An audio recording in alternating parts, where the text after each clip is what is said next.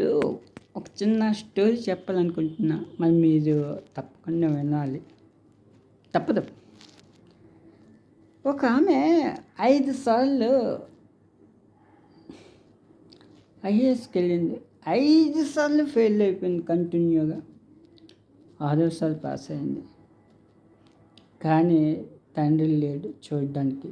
ఎందుకంటే 5సారి ఫెయిల్ అయిపోయింది కదా.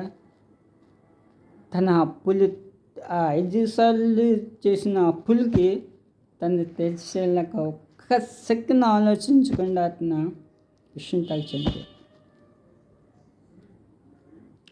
కానీ అతను ఒక్కసారి ఆలోచిస్తే ఈ అమ్మాయి 6సారి పాస్ అయింది కదా. అంటే తండ్రికి మంచి పేరు వస్తుంది, తను చేసిన అప్పులనే తీస్తుంది. ఇవన్నీ ప్రాసెస్ అంతా జరుగుతుంది కదా. ఒక్క డబ్బు విషయంలోనే కాదు, కొంతమంది ఏం చేస్తున్నారు, పిల్లలకి చదువు విషయంలో మా అబ్బాయి ఇంత, నేను ఇంత ఇది చదివించాలనుకుంటున్నాను, చదవలేకపోయాడు అని అబ్బాయికి డిప్రెషన్ చేస్తున్నారు, వీళ్ళు డిప్రెషన్లోకి వెళ్ళిపోతున్నారు. ఒక చదివేటండి, స్పోర్ట్స్ ఉన్నది, దానికి తోడు ఇంకోటి ఉంది. జీవితంలో ఒక్క చదివే అనుకుంటున్నారా? ఎన్నో మార్గాలు ఉన్నాయండి, చాలా మార్గాలు ఉన్నాయి బతకడానికి. తప్పు పని చేయకుండా బతకడానికి మనకి ఎన్నో మార్గాలు ఉన్నాయండి.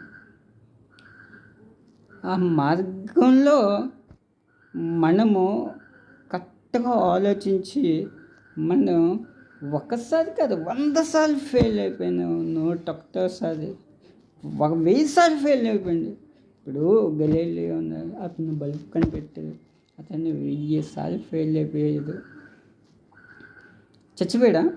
లేదే, సాధించి తీరాడు. అలాగే అతన్ని ఉదాహరణ, అతనే కాదు చాలామంది ఉన్నారు మనం ఉదాహరణ తీసుకోవాలి. మనకు తెలుసు అబ్బో అనేసి, కానీ చదువుతాం మర్చిపోతాం, వింటాం మర్చిపోతాం, ఏదో చేద్దాం అనుకుంటాం మర్చిపోతాం. మన దగ్గరికి వచ్చేటప్పటికి భయపడిపోతాం.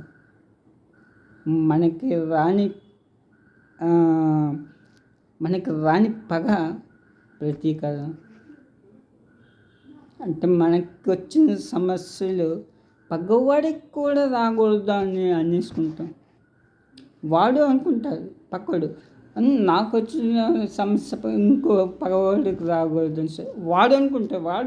ప్రపంచంలో ప్రతి ఒక్కడు అలాగే బతికేస్తున్నాడు, నాకు వచ్చిన సమస్య పగవాడికి రాకూడదు అని. అందరికీ వస్తాయండి, అది షూర్ అండి. సమస్యలు ప్రతి క్షణము వెంటాడుతూనే ఉంటాయి నీడల, అది మీ అందరికీ తెలుసు. అయినా ఒకసారి ఆలోచించదు, చిన్న ప్రభావం వస్తే చాలు,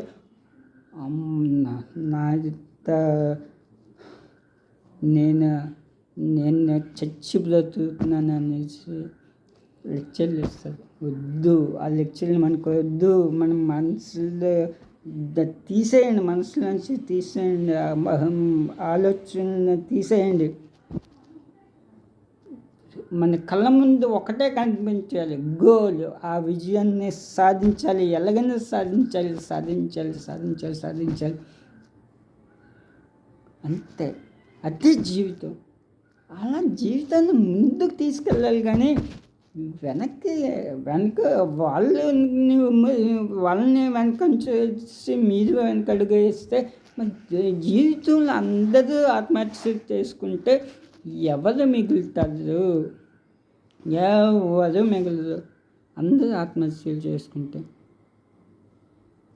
అందరూ డిప్రెషన్కి వెళ్ళిపోతే, అందరూ ఏదో ఒక జబ్బుతో బాధపడితే ఎవరు మిగులుతుంది? ఎవరు ఆరోగ్యవంతంగా ఎవ్వరు మిగలరు, అందరూ అనారోగ్యంగానే మిగులుతుంది.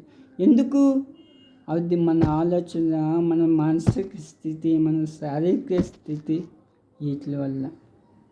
ఎవరో ఏదో అన్నారనేసి మనం మనసులో పెట్టేసుకొని క్షీణించి నశించి కృషించి అది అంత అవసరం మన జీవితంలో బ్రతకను.